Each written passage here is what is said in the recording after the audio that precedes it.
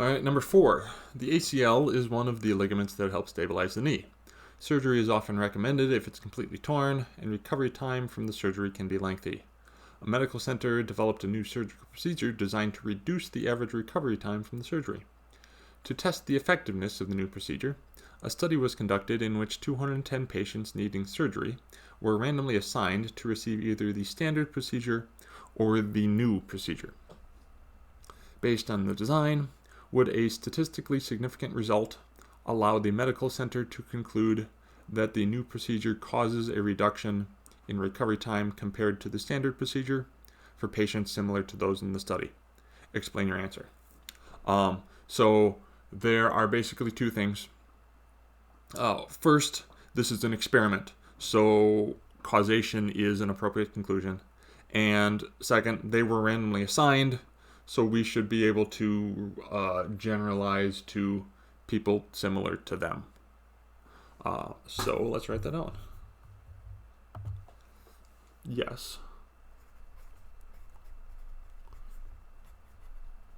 This was an experiment.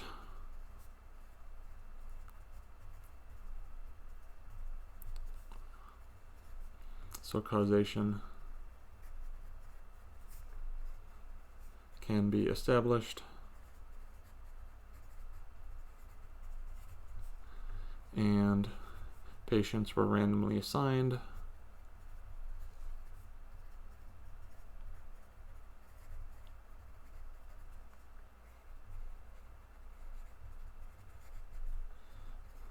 So we can, establish causation and generalize the results.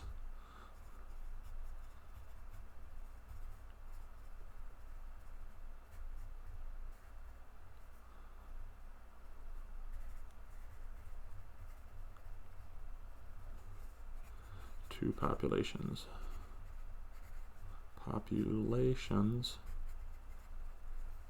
similar to the volunteers.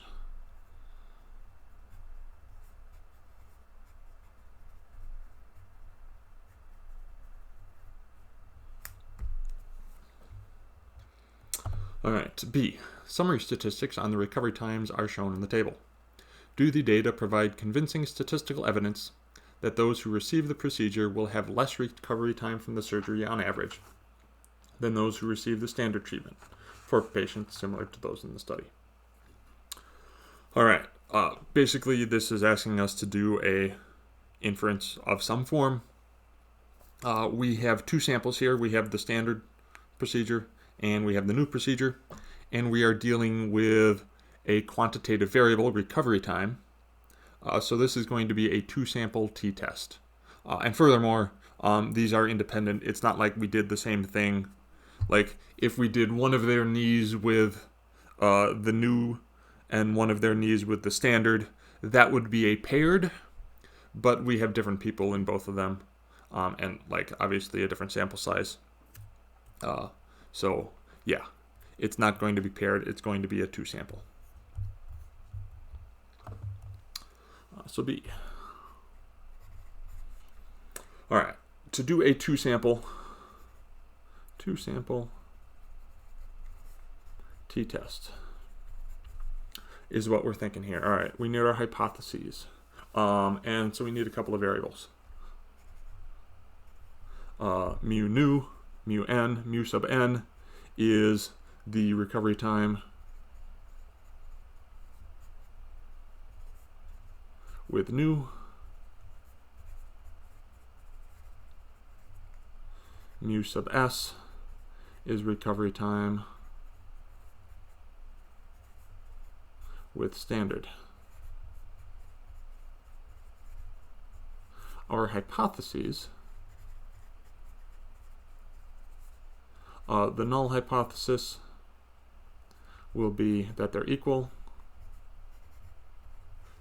The alternative hypothesis, H sub A, will be that the new one is better.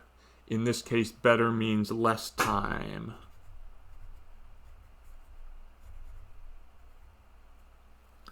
All right, our model. All right, so we're doing a 2-sample t-test. Well, we're checking if we can do a 2-sample t-test. So our assumptions are independent. What we need to check is it a random? We are told they were randomly assigned.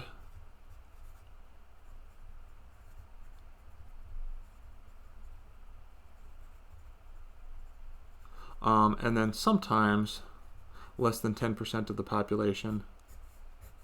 We don't need to do that here. It is an experiment. We need sample size, sufficiently large sample size.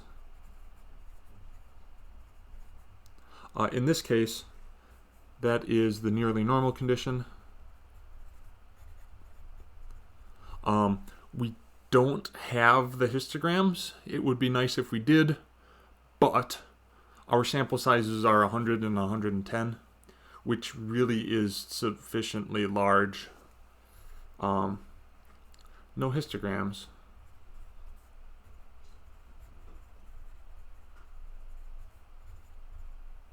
But n equals 100 and 110, which is large enough.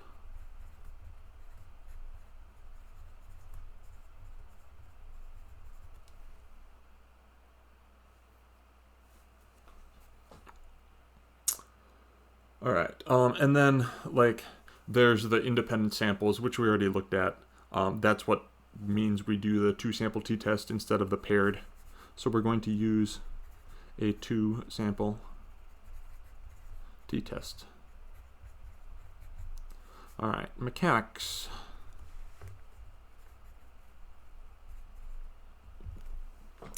All right, this is where we go to the calculator. We're doing a 2-sample t-test. So 2-sample t-test. We're getting it from stats, and that's all this stuff, which is all of this stuff right there. So type that in. Look back to your hypothesis. Okay, keep track of which one's 1 and 2. 1 was the standard, 2 was the new. So we wanted new is less than standard, which means these are backwards, so we want 1 is greater than 2. You got to keep track of which one's new and standard and which one's 1 and 2. You really do. Because in this case, this is the backward symbol of what we used in our hypotheses, but we did 1 and 2 backwards. Standard was the top one, and new was the bottom one, whereas we had new and standard in that order in our hypotheses. Anyways, calculate, and that's what we get. We should write down all the stuff that we weren't already given. Those bottom 6 things, we were given that. T, P, and degrees of freedom, we should write that down. So T is 7.127. P-value is 8.35 times 10 to the negative 12th. Right? If you have a p-value greater than 1, it is times 10 to the negative something. P-value is a probability. It has to be between 0 and 1. So if you have one greater than 1, look for that. And our degrees of freedom is 207.18. All right, that was that. Our conclusion. I'm going to need a separate sheet of paper. All right, conclusion.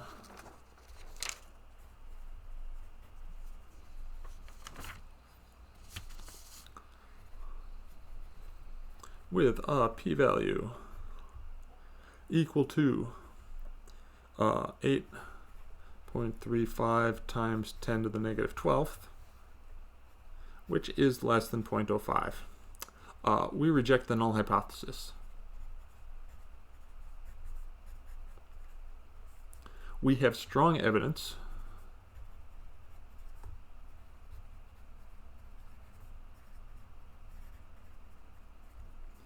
the new procedure results in lower recovery times.